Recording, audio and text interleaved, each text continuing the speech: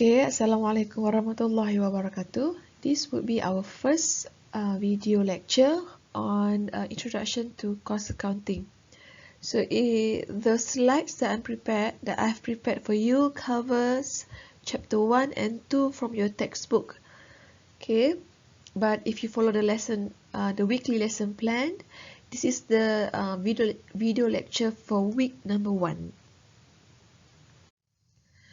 So this is basically what we're going to cover for this session.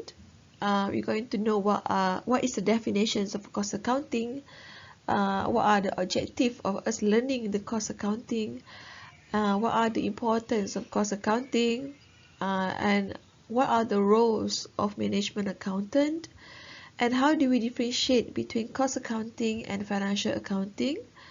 And then we're going to learn on how to classify our costs according to nature, according to behavior, according to functions, and by any other classifications methods. And then we're going to see how cost statement looks like and how we're going to prepare them. And then we're going to cover some of the basic cost accounting terminologies that you're going to encounter quite frequently throughout the semester or when you read the textbooks. And lastly, we're going to tackle some tutorial questions which I've taken from past years. So we go first to the definitions of cost accounting. CIMA has defined cost accounting as the application of accounting and cost principles, method and techniques in the ascertainment of costs and analysis of savings and or excesses as compared to the previous experience or with standard. Okay, so what the definition is saying here is that we are trying to apply some of the accounting and costing principle in order for us to identify or to ascertain or to determine the cost of our activities. And then we need to analyze whether from our activities are we making some sort of saving, or are we making some sort of loss, or are we making an improvement in our efficiency as we compare to the previous experience or from the previous performance, or when we compare with the standards that we have identified in the beginning of the period. Okay. So cost here means the price paid for something, meaning that when you want to produce a table, or you want to produce a shoe, or any other product that you want to sell to your customer, there must be some sort of cost involved in order for you to produce the items that you want to sell. So that's what it meant by cost. You must pay something in order to generate revenue. Okay. So cost estimation is the process of predetermining cost of goods and services. So we can do some sort of estimation ataupun anggaran based on the last year's or previous year's costs that we have already incurred. And the cost ascertainment is the computations of actual costs that incurred. Okay, so what are the objectives of cost accounting? First of all, of course, we want to ascertain the costs involved in producing the product that we want to sell. And by determining the cost, we can consequently determine the selling price, and ultimately we can identify what is our profit. And the second objective is for the purpose of planning and controlling. We need to control our costs so that we do not overspend our resources. So how do we plan and control the cost? Is by making a frequent comparisons, actual performance with the budgeted. The word budgeted means the estimation that we made at the beginning of the year. So before we proceed with this year's activities, we must set our budget at the beginning of the year, so that at the end of the year, when the actual performance has already been incurred, we can compare with the budgeted at the beginning of the year and see whether we have overused our resources. And the second objective is to make decision making. This is what you're going to cover in the coming semesters, whether to make or buy the materials, whether we should retain or replace the assets that we have, whether we should continue or shut down the product or the branches, or whether we should accept and reject orders that we receive from customers. This decision making you're going to cover in the coming semester's costing papers. And of course, the last objective of cost accounting is to allocate resources. When we have the budgeted amounts for each of the departments, so we can allocate materials, labor, and financial resources better in order for us to optimize the productions. Okay, so what are the importance of cost accounting? Of course, it's first to help identifying the profitable or unprofitable or services to be rendered. So once we can identify, then we can decide whether we want to eliminate the product or should we go on with the product. Help in identifying efficient and inefficient areas, helps in production control, helps in planning and control decision, helps in the preparations of financial or other reports or statements, help identifying area in which we have wasted our resources by identifying the idle time and idle capacity. The word idle times mean that we still pay for the wage, kita masih lagi bayar untuk cost, machine, untuk bayar gaji pekerja, tetapi tiada production berlaku. There's no production happening there, maybe due to machine breakdown, so on and so forth. So you need to identify this wasteful area. Helps in measurements of efficiency, helps in the preparations of budgets, helps in identifying material losses. So this is referring also to the efficient and inefficient method areas in the company. Helps improve the productivity and of course help to cost comparisons. So the next one is we want to know what are the roles of management accountant. So we have 5 roles here that you need to know: planning, control, organizing,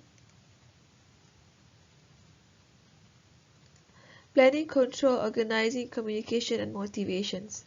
So for the planning, the management accountant should help to formulate plan in deciding what product to sell, which market, and the price of the product, as well as evaluating capital expenditure required.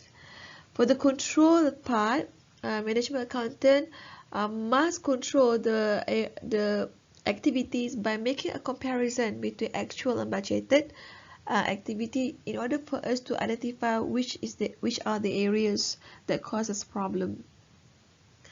The third role is to organize, that is to determine what activities to perform and the department to perform them. Okay, the next roles of management accountant is to communicate by preparing the budget report so that we can decimate the plan. Decimate meaning that we can distribute the plans to the managers so they should know what to expect in the current year activities. And then lastly is to motivate the workers, the staff, by making a performance reports so that we can give rewards and promotion for those who earned it.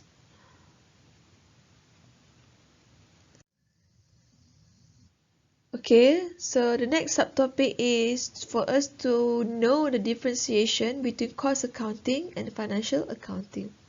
So financial accounting are the paper FAR 110 that you have learned in the previous semesters.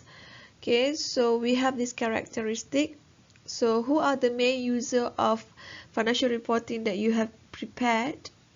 Usually it is for the external users such as potential investors, creditors, and government.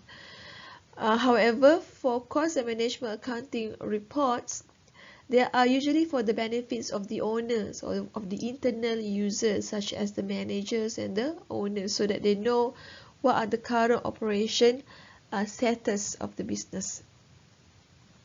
The next characteristic is legal requirement. Okay, for financial reporting, we are required legally under the Companies Act 2016, especially if you are a Sendirian Berhad company. However, for cost and management accounting reports, there are no statutory requirements because it is for the internal users only, and thus is often optional. The third characteristic is accounting entity, in which reports prepared for a branch, unit, or divisions, meaning that when we prepare the reports, it is for our own use within the branch, unit, or division. However, the report that we prepare under the financial accounting, we prepare for the whole of the company. We want to know what are the performance of the company as a whole, as compared to accounting entity for cost and management accounting. We only want to know what's happening within the branch or within the unit or within the division itself. Okay, and then for the next characteristic is restrictive standard. There are no standard for us to adhere, so each company may have different format of costing reports that's suitable for their own company. There are no standardized report to be followed. However, for financial reporting, we need to prepare the reports according to the financial reporting standard as outlined by the Malaysian Accounting Standard Board and any other legal requirements.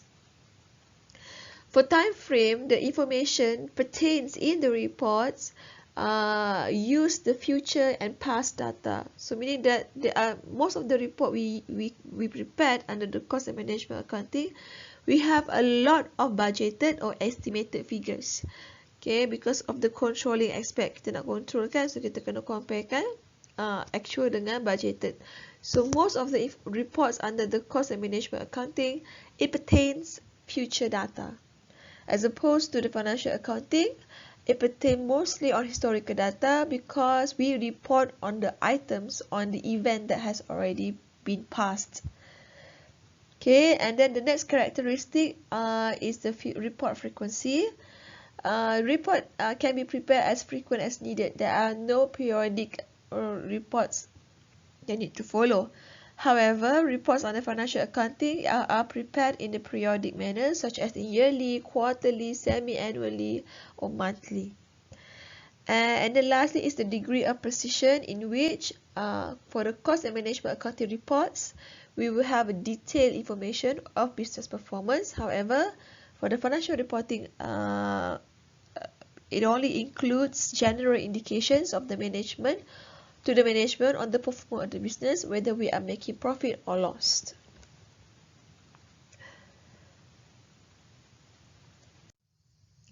Alright, next we're going to learn on how to classify the costs. So the first classification we're going to use is by nature.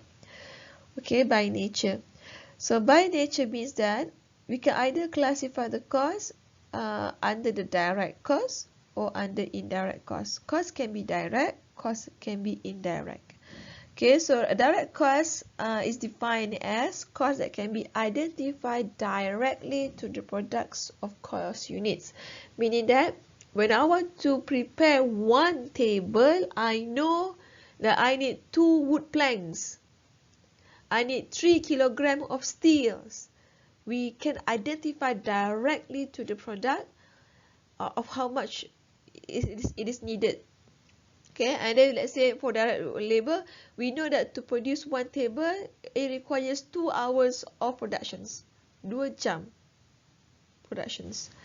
Okay, and then for direct expenses, any other expenses that directly affect the product, such as royalty. Kalau berjaya jual satu barang, kita kena bayar royalty 10 sen dekat designer. So it is a direct expense. Okay, however, for indirect are the costs that cannot be identified directly to the products of cost unit. For example, like let's say that I'm making shoes. Saya buat kasut. Okay, my direct cost would be the leather, right? And perhaps some fabric, leather, or the fabric needed to complete the shoe. However, for indirect material, we consider them to be like thread, ya, benang yang guna untuk menjahit kasut tu. So how can I say certain amount of benang is used to produce a pair of shoes. Okay, and what is the cost of that length of thread that you use to produce one shoe? It's so small and so complex for us to identify the cost. So we consider them to be indirect material. Another example is like the table itself, right? We have paint, cat kan? Or we may need to use some sort of shellac. So we say that, how can I say that 20 milliliter of shellac used to for one table is so complex and so small. The value is so small, so we cannot directly attribute the material to the production of cost, so we consider them to be indirect material. Okay, the same goes for the indirect labor. This is referring to the supervisor's salary. Okay, how do I know that 1 hour of supervisor is used to monitor of how many shoes? It's impossible. So we consider them to be indirect labor. Okay, indirect expenses also referring to the expense that cannot be allocated to the utilities or rent, such as utilities, rent, and repairs. Alright, so the prime cost, meaning that we're going to see this in the cost statement later on, yeah? So don't worry so much about this. Okay, the next classification method is by behavior. So there are 4 behavior that we can perceive in the cost itself. One is fixed cost. Okay, the first one is the fixed cost. The second one is the variable cost. The third one is mixed cost or semi-variable. And the fourth one is step cost. So fixed cost refers to the cost that will not change or remain constant when the level of activities change. For example, like no matter how much we produce, the level of cost remain the same. Okay, for example, like depreciation, insurance, director salary, supervisor salary, meaning that no matter how much we produce, the depreciation will still be 10,000. Even if you produce nothing, you still have to depreciate your machine, right? So even if you produce nothing, zero, the depreciation cost is still the same amount of money. The second behavior is variable cost, in which the cost that change in direct proportion as the level of activity change. Maknanya, the more you produce, the higher is the cost. If you produce nothing, then you pay nothing. For example, like materials, direct labors, yeah, expenses such as royalty given for payment per unit. So meaning that usually all direct cost is considered to be variable cost. Kebiasaannya semua yang direct cost tu adalah variable cost. Okay. And the mixed cost, it contains both elements of fixed and variable. Okay, for example, like telephone costs. Okay, so even if you don't use the telephone, you still have to pay the minimum amount of money. For example, like maybe you have to pay for the rent of the telephone or bayar charge bulanan telefon tersebut. But the more you use, the higher is the cost. So it has the element of fixed. It also has the element of variable. So we call this as a mixed cost ataupun semi-variable cost. Contohnya macam telephone cost, ya, electricity, you have the minimum amount you need to pay, right? Internet connections. Okay. The next one is step cost, meaning that it starts off as a fix, but once you have achieved the maximum amount of capacity, then you need to purchase another asset to support your expanding production. For example, as level of activity production increases, more machine need to be purchased. Therefore, depreciation charge will be increased. So ini untuk mesin pertama, bila dah sampai certain point ni, you need the second machine to cope with the production increment. You purchase the second machine, now your depreciation has become double the amount.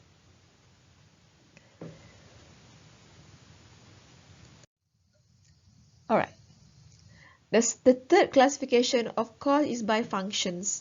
Okay, by functions. So we can either categorize it according to the manufacturing or product cost or factory cost. It's the same name, it's the same thing, yeah. And then another classification is you classify the function as non-manufacturing cost. Ini manufacturing cost, ini non-manufacturing cost. Meaning that all costs that are relating to the productions of the final product, we consider them to be product cost. It means all the direct costs, direct material, direct labor, direct expense, and all other indirect production costs such as supervisor salary, factory rent, depreciation of machine, but it must relate to the production overhead. Okay, for the non-manufacturing, is referring to all expenses that do not directly relate to the manufacturing activities, such as administration costs. It refers to all the administrative activities such as audit fee, account clerk, okay, depreciation of office equipment, okay, postage, you have stationery, itu semua di bawah administration cost. And then we have selling and distribution. Selling is referring to the activity we incur in order for us to sell the product, such as advertisement, sales commission, discount allowed. It should be trade discount. Trade discount. Okay, and distribution is referring to all the activities that you incur in order to distribute the sold item to the customer. Okay, such as delivery drivers, fuel costs for the delivery van, okay, so on and so forth. And then the third one is finance cost. This refers to the interest that we pay based on the amount that we borrow during the production of the activities. Okay, and then we also have the research and development costs.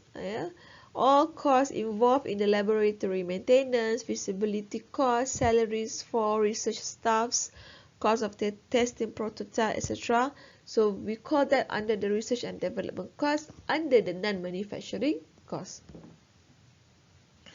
Okay, so you have to remember, for the manufacturing cost, we also call it as a product cost, but for the non-manufacturing, we call it as the period cost. Yeah. All right. There are other ways to classify the cost. First of all, by the controllability of the controllability nature of it. For the controllable cost, it can be influenced by the actions of a person in organization. Okay, kalau uncontrollable, something that beyond the business control, such as the price of raw material. How can we control that? We don't know how. It happens so suddenly and so unexpectedly. For normality, normal cost is referring to we expect it to be happened. We expect the cost to incur in the coming future. Okay, for example, we know that when we do this production line, we may suffer a bit of wastage, such as evaporations of petrol ataupun you have some sort of scrap from the material that you cannot reuse. So we expect that to happen, so we call that as normal cost. But for abnormal cost, we have it happens, the cost incurred, but we have not expect that to happen, such as the production halted due to breakdowns. So we do not predict that to happen, so we cannot take into account in our budgeted amount. Okay, and the opportunity cost is referring to the revenue lost the opportunity to make revenue, but we lost the opportunity because we want to take up another alternative decision. For example, if a machine is used to make one type of product, the benefit of making another type of product with that machine is lost. Dia hilang lah, tak mampu dah. Because we have to choose whether to produce product A or product B. So if we choose to produce product A using that machine, so we lost the opportunity to produce product B. So we need to consider that to be as part of our cost. Okay, the next one is relevant cost. Okay, example like it relates to a specific management decision and which will change in the future as a result of that decision. For example, like automated machine. If we decide to buy that automated machine, we have to let go 10 workers. So the loss of the 10 worker that we don't need to pay the wage, katalah satu pekerja kita bayar 1,000, so kalau kita let go 10 pekerja, kita tak perlu bayar 10,000. We some sort of save on our cost, right? So the reduction in the salary, in the worker salary of 10,000 is what we consider to be as relevant. So kena masuk dalam decision making. Okay, lastly is sunk cost. Sunk cost refers to the costs that have been created by a decision made in the past that cannot be changed by any decision that made in the future. Okay, let's say for example, I want to decide whether or not I want to produce product A. Saya nak buat keputusan, patut tak saya jual produk A. So before I can make any decision, kan, before I can make a comparison of the cost and benefit analysis, kalau produk A apa cost dia, produk B apa cost dia. So I make a market survey beforehand. Saya buat survey, saya tanya, would you like to have product B in your life? Or would you like to have product A in your life? Okay. So let's say that once you have the survey, and then you want to compare the cost of producing A and cost of producing B. Okay. And then you decide that A. Whether you decide to produce A or B, the market survey cost that we have conducted previously cannot be changed. Maknanya kalau awak decide nak produk A ke, or decide nak produk B ke, you cannot go back and change the market survey cost that you made for this plan of yours. Okay, so the market survey has already been incurred, so it's already sunk, and therefore whatever you choose A or B, you cannot undo the cost that you have paid for the market survey. Therefore, we call that as sunk cost.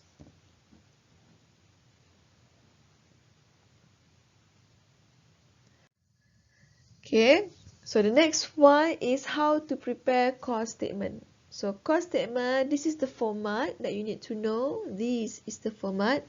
So when you do your assignment later on, the requirement of the assignment is for you to prepare the cost statement. So this is the format of the cost statement that I want you to prepare. Inilah dia. Kena direct material, labor, expense, kemudian tulis itu prime cost. Prime cost tambahkan dengan production overhead. Awak ada banyak production overhead ya. For example, like supervisor salary, depreciation of machine, factory rent, banyak. Nanti kita tengok contoh-contoh dia. And then bila awak tambahkan dengan prime cost tambah production overhead, awak akan dapat production cost. Okay, so production cost tambahkan dengan non-production overhead, kita akan dapat total cost. Okay, total cost. Alright, so remember this, the one that we have discussed earlier on. Alright, so product cost refers to all of the production cost. Either dia direct ke, dia indirect ke, kita namakan dia semua adalah product cost. Kalau period cost, dia adalah semua non-production overhead. Okay, so untuk indirect cost dengan direct cost hanya refer kepada prime cost sahaja. Indirect cost adalah daripada production overhead sampai ke total cost. Sampai ke habis punya non-production overhead lah.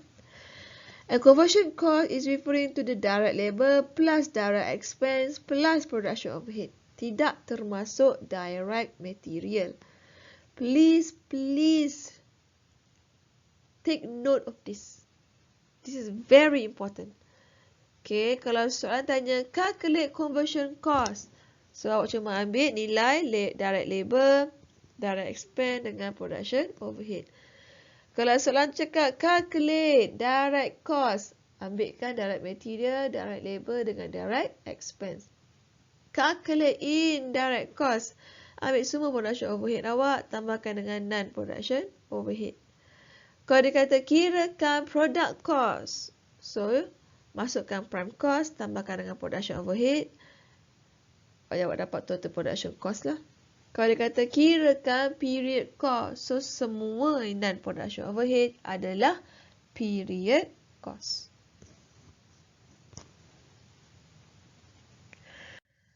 Okay, so the next one is the basic terminologies of cost accounting. So these are the certain terminologies that you often going to encounter when you read through your costing textbooks. Yeah, kita ada responsibility center, kita ada profit center, investment center, revenue center, cost center dengan cost unit. So imagine the red boxes ni, these are the organizational structure of a business. So dia ada headquarter kat sini. Di bawah headquarter dia ada 3 department, iaitu production department, sales department dengan asset management. Asset management is referring to the department that purchase assets for the benefit of production and sales department, and also for the benefit of the headquarters. Okay. And then under production department, we have two more departments, sub-departments, which are the machining department that deals with machines, and the assembly department, which is full of workers that manually assembles the product. Okay, for sales department, kita ada 2 produk kita jual, satu produk A dengan satu produk B. Okay, so responsibility centers refers to the in which manager has personal responsibility for his department's performance. So meaning that headquarter boleh jadi responsibility center, production department, sales department ataupun asset management department boleh jadi responsibility center, machining department, assembly department pun boleh jadi responsibility center. Okay, the next one is cost center, area of which cost may be accumulated and attributed to cost unit. Okay, maknanya dia mesti produce sesuatu lah. Mana dia produce produk A, dia produce produk B, dan kita boleh assignkan total cost mereka ni kepada setiap produk tu. So kita tahulah produk A berapakah cost per unit dia, produk B berapa cost per unit dia. Okay, so in this situation we refer to the machining department and the assembly department sebab dia adalah department yang banyak incur cost, tidak ada revenue. Okay, revenue center pula refers to a part of organization that earn sales revenue, which is referring to the sales department sebab mereka tidak ada cost sangat, kerja mereka cuma lah menjual, adalah sedikit cost kan, but not as much as production department, but they will have a lot of revenue because they are responsible to produce the product produced by the production department. Okay, so we consider this to be as a revenue center. Okay, profit center is referred to the area in which costs are incurred and revenues are earned. So usually it would be the headquarters sebab mereka yang akan ada cost, mereka juga akan ada revenue. So we call them to be a profit center. Okay, investment center refers to the area in which capital investment, financing and performance is measured in form of return on investment. So in this case, it could be headquarters because they have their own authority to purchase and to disseminate, to allocate their resources. And also it could be the asset management department, which they are solely responsible to the capital investment activities.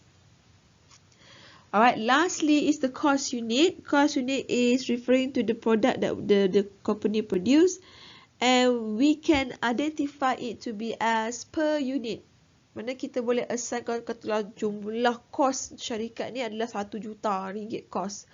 And then kita produce produk A, produk B sebanyak 500,000 unit. Jadi kita bercakap cost per unit untuk produk A dengan produk B adalah RM20 per unit. So we can assign the cost based on per product that we have produced. Okay. Alright. Next we go to the tutorial. So I take first the December 2019. Okay. So the first question asks you to di bagian awak senarai cost and then classify the above cost according to the prime cost and the production overhead. If you still remember the prime cost, it consists of direct material, direct labor, and direct expenses. So you look through the list of particulars, which of them are direct material, direct labor. So raw materials are direct material, so masukkan di bawah prime cost. Okay, salary for production worker adalah direct labor, masukkan di bawah prime cost. Okay, salary of supervisor bukan ya, ini di bawah production overhead. So masukkan di bawah production overhead. Production overhead ni dia mesti berkaitan dengan proses pembuatan barang tapi tak boleh nak directly relate to the product. Okay, so salary for supervisor is under production overhead. Advertisement expense is none of these two. Dia di bawah selling expense, di bawah non-production overhead. So, jangan masukkan di mana-mana. Depreciation of sewing machine, those falls under the production overhead. Salesman commission di bawah selling expenses, jangan masukkan di mana-mana. Administration cost pun di bawah administrative expenses, jangan masuk di mana-mana. Insurance, if 30% is for office, therefore 70% must be for the factory.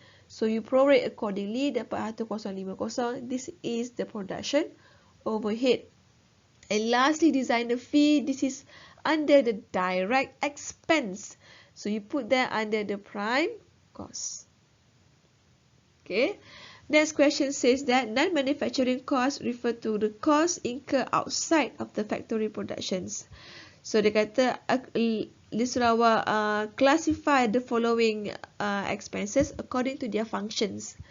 Okay, executive salary, administrative cost, shipping di bawah distribution, petrol di bawah distribution, audit fee di bawah admin, depreciation di bawah admin, postage di bawah admin, advertising di bawah selling, dan office utilities di bawah administrative.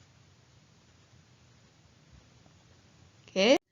Next, we go to the June 2019. Okay, there are two questions asked here. One, they ask you to define the following item. So they say, kalau direct material means cost of material that can be directly related or identified to the product or cost unit. So, bagi contoh, when you give example, jangan cakap kayu, besi, apa benda tu.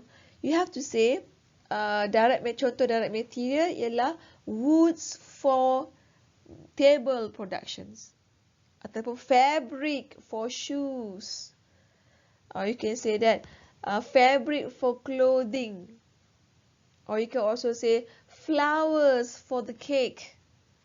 Kena beritahu saya awak nak buat apa, baru boleh beritahu saya material.